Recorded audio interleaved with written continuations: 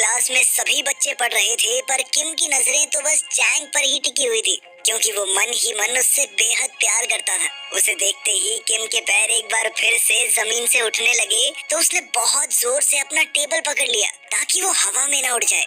वहीं दूसरी ओर हम एयरपोर्ट पर फ्रैंक नाम के आदमी को देखते हैं। उसने पार्किंग लॉट में मौजूद एक ट्रक में से अपने मिशन का सामान उठाया और फिर एक वर्कर का भेष बना लिया। तब ये खुलासा होता है कि फ्रैंक एक सीरियल किलर था, जिसे सुपरनैचुरल कंट्रोल एजेंसी ने सोल में मौजूद अद्भुत शक्तियों वाले लोगों को मारने का काम दिया था। स्कूल खत्म होने के बाद सब बच्चे घर वापस जा रहे थे, पर तभी ली नाम का लड़का जैंग को रोककर स्कूल की जिम दिखाने ले गया। क्योंकि जैंग स्कूल में नई आई थी, इसलिए टीचर्स ने ली को जैंग को स्कूल दिखाने का जिम्मा दिया था। वहीं दूसरी ओर फ्रैंक अपने पहले शिकार जिनचिन के ऑफिस में पहुंचा। जिनचिन तो उसे देखते ही समझ गया कि ये कोई बहरूपिया है। जिनचिन ने उसे अकेले में ले जाकर पूछा कि वो उसका असली नाम कैसे जानता है, तो फ्रैंक ने उसे बताया कि एक कंपनी ने तुम्हें मारने के लिए मुझे यहाँ भेजा है। ये सुनते ही जिनचिन ने गुस्से में आकर अपनी जबरदस्त ताकत से गोल्फ स्टिक को कागज की तरह मरोड़ दिया और उसी से फ्रैंक पर हमला बोल दिया। फ्रैंक ने जैसे तैसे खुद को बचाया, मगर जिनचिन ने उसे उठाकर बड़ी जोर से दीवार पर पटककर दीवार ही तोड़ दी। उसी पल अचानक फ्रैंक ने जिनचिन के चश्मे का कांच तोड़ दिया, जो सीधा उसकी आंख में जा लगा। फिर उसने मौका देखकर एक पेन की मदद से उसकी छाती पर हमला किया और उसके दिल पर वार करके उसे वहीं मार डाला। आखिरकार उसने जिनचिन की लाश को खिड़की से बहुत दूर फेंक दिया और इसी तरह उसका पहला टास्क पूरा हुआ। फिर के बाद हम मिनोंग जुंग नाम के एक आदमी को देखते हैं, जो नेशनल सिक्योरिटी एजेंसी का डायरेक्टर था। जब उसे जिनचिन के कत्ल की खबर मिली, तो उसके असिस्टेंट ने कहा कि ये तो नामुमकिन है, पर फिर भी वो उसकी मौत की खबर को सोशल मीडिया से हटाने की पूरी कोशिश करेगी। मगर मिनोंग जानता था कि शहर के सभी खास शक्तियों वाले लोगों पर खतरा मंडरा रहा है, इसलिए उसने अपने असिस्टेंट को खुफिया हथियारों की ट्रेनिंग शुरू करने का ऑर्डर दिया। उधर किम की माँ यून ने उसके लिए डिनर बनाया और उसे खाकर किम सोने चला गया, मगर वो जैंग के ख्यालों में इस कदर खो गया कि उड़ते हुए छत पे जा लगा। खैर बाद में यून अपने टेबल पर बैठी और एक खुफिया डिब्बे में से अपनी बंदूक निकालकर उसे दोबारा असेंबल करने लगी। असल में उसे शक था कि जिनचिन की मौत की खबर को दबाया जा रहा है और हो सकता है कि वो कातिल बाकी खास शक्तियों वाले लोगों के पीछे भी जाए। इस दौरान यून को अपनी कई साल पहले वाली जिंदगी याद आई, जब वो किम को अपनी पीठ पर चढ़ाकर शहर में घूमा करती थी, क्योंकि उसके पास रहने को कोई जगह नहीं थी। फिर एक दिन एक सुनसान शेड के मालिक ने उसे रहने को जगह दी। फिर जैसे जैसे समय बीता, तो यून ने अपने बेटे के लिए एक बड़ा सा प्ले हाउस बनाया और साथ ही कई सेफ्टी नेट्स भी लगाए, ताकि किम अपनी उड़ने की शक्ति को काबू करना सीख सके। पर दिक्कत ये थी कि किम अभी समझ नहीं पा रहा था कि उसकी माँ क्या कहना चाहती है, और इसी वजह से उसकी ट्रेनिंग काफी मुश्किल से हुई। पर फिर भी यून ने हिम्मत नहीं हारी और कई महीने की मेहनत के बाद उसने इस शेड को बड़े से रेस्टोरेंट में बदल दिया और उसका काम अच्छा चलने लगा। उसी समय से उसने किम को बाहर खेलने से मना कर दिया और उस बेचारे ने अपना पूरा बचपन टीवी पर कार्टून सुपर हीरोज देखकर ही गुजारा, जिससे उसे लगने लगा कि वो भी एक सुपर हीरो है। अब उसने सबको अपनी शक्तियां दिखाने के लिए अपने स्कूल के दोस्तों को बुलाया और उनके सामने उड़ने लगा। उसे उड़ते हुए देखकर उसके सभी दोस्त काफी खुश थे और किम भी आखिरकार अपना राज बताकर काफी खुश था। पर वो ये नहीं जानता था कि स्कूल के प्रिंसिपल ने उसे देख लिया है। फिर शाम को किम के एक दोस्त ने भी उसकी तरह उड़ने की प्रैक्टिस करने की सोची, ताकि वो भी बाकी बच्चों को इम्प्रेस कर सके, पर वो फिसलकर बुरी तरह गिर गया और उसे काफी चोट लगी। इसके बाद यून को स्कूल में बुलाकर किम की काफी शिकायत की गई, तो यून को बेवजह ही उनसे माफी मांगनी पड़ी। किम को एहसास हो गया था कि उसकी माँ को उसकी वजह से कितना शर्मिंदा होना पड़ा, तो वो बेहद दुखी हो गया और छत पर जाकर रोने लगा। मगर अचानक उसकी कमर से बंधी रस्सी टूट गई और वो तूफान में उड़ गया। और तभी ऐन वक्त पर यून ने वहां आकर पूरे जोर से रस्सी को खींचकर अपने बेटे की जान बचाई। फिर अगले दिन सभी बच्चे स्कूल पहुंचे, पर किम और जैंग दौड़ने के बावजूद भी थोड़े लेट हो गए। पर गार्ड ने देखा कि वो कुछ ही सेकंड लेट थे, तो उसने उन्हें अंदर जाने दिया। वहीं शहर में दूसरी ओर फ्रैंक एक पुरानी लाइब्रेरी में पहुंचा और वहां का दरवाजा बंद करके मालिक के सामने जा खड़ा हुआ। उसने मालिक से पूछा कि क्या पहले वो बंक के नाम से जाना जाता था, तो उस आदमी को एहसास हुआ कि वो खतरे में है, इसलिए उसने अपनी बिजली की शक्ति का इस्तेमाल करके सभी लाइट्स बंद कर दी। इसके बाद उसने अपने रेडियो से एक बैटरी निकाली और अपने अंदर मौजूद बिजली की ऊर्जा को जागृत करना शुरू कर दिया, जिससे उसके बाल एकदम सीधे खड़े हो गए। फिर अचानक उसने फ्रैंक पर हमला बोल दिया और उसे बार बार जोरदार बिजली के झटके देने लगा। फ्रैंक ने अपनी जान बचाने के लिए किताबों का सहारा लिया और पलटवार करके बंक के हाथ से बैटरी गिरवा दी, पर जल्द ही उसने बैटरी फिर उठाई और फ्रैंक पर बिजली का जबरदस्त वार किया, जिससे फ्रैंक सीधा छत से जा टकराया। आखिरकार बंक ने अपने डेस्क से एक तस्वीर निकाली और उसे आग लगाते ही फ्रैंक का गला घोटने लगा। उसने इतने जबरदस्त बिजली के झटके दिए कि कमरे में शॉर्ट सर्किट हो गया। अब फ्रैंक मरने ही वाला था कि ऐन वक्त पर उसने पलटकर बंक को दूर फेंक दिया और एक ही जानलेवा वार से उसका काम तमाम कर दिया। आखिरकार उसका ये शिकार भी मारा गया। फिर उसने बंक के हाथ में वो जलती हुई फोटो देखी तो पता चला कि बंक का एक बेटा भी है। इससे फ्रैंक को काफी दुख हुआ, पर वो जल्द ही इस जगह से निकलकर अपने ट्रक में भाग निकला।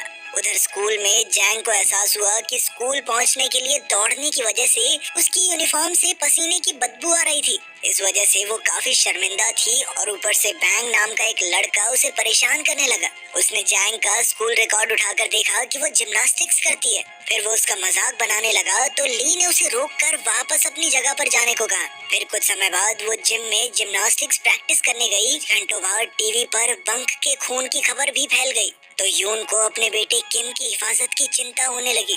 खैर शाम को किम और जैंग एक स्टोर में उसकी नई यूनिफॉर्म खरीदने गए और फिर उन दोनों ने साथ में खाना भी खाया। वहीं दूसरी ओर फ्रैंक बंक के हाथ से मिली तस्वीर देख रहा था कि उसे अपने अगले शिकार का खात्मा करने के ऑर्डर्स मिल गए।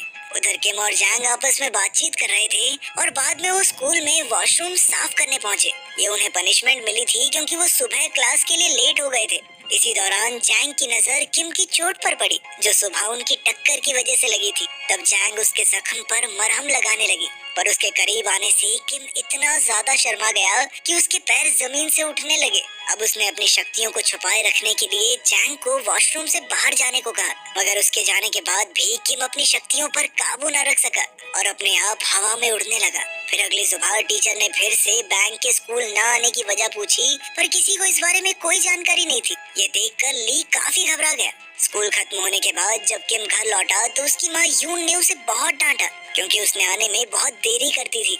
उधर फ्रैंक अपने अगले शिकार की तलाश में स्कूल के दरवाजे तक आ पहुंचा।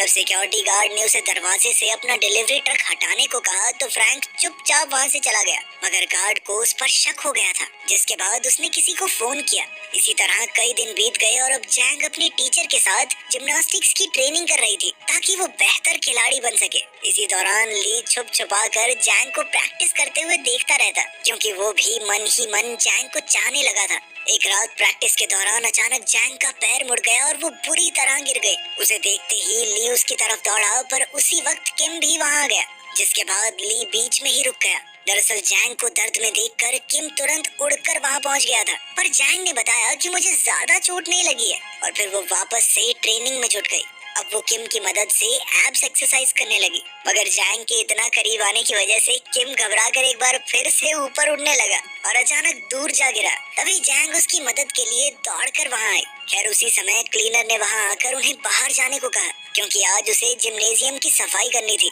किम ने जैंग से कहा कि वो ठीक है और वहां से चला गया, पर जैंग को कुछ भी समझ नहीं आ रहा था कि वो अचानक उड़कर दूर कैसे जा गिरा। खैर कुछ समय बाद ली जिम में आया और उस बोर्ड के पास गया जहाँ जैंग अपनी छलांग की प्रैक्टिस कर रही थी। अब उसने गुस्से में आकर इतनी ऊंची छलांग लगाई कि उसका पंजा दीवार पर छप गया। खैर कुछ दिन बाद शाम को जैंग और किम एक दुकान पर खाना खा रहे थे। तभी अचानक जैंग को याद आया कि वो अपने स्पोर्ट्स शूज तो स्कूल के जिम में ही भूल आई। तब किम ने कहा कि उसका पेट भर गया है और वो अकेला जैंग के शूज लेने स्कूल की ओर चला गया, पर जैंग को कई दिनों से उसकी हरकतों पर शक था, इसलिए वो भी उसका सच जानने के लिए उसका पीछा करने लगी। जब वो स्कूल पहुंची तो किम के पैरों के निशानों की दिशा में आगे बढ़ी और तभी उसे वो सभी पल याद आए जब उसने अपनी आंखों से किम को उड़ते देखा था। इसी तरह वो दूसरी मंजिल पर पहुंच गई, पर यहाँ पैरों के निशान गायब हो गए तो उसने किम को आवाज दी। जल्द ही किम वापस आया तो जैंग ने उससे पूछा कि जब भी वो करीब होते हैं तो वो इतनी अजीब तरह से बर्ताव क्यों करता है,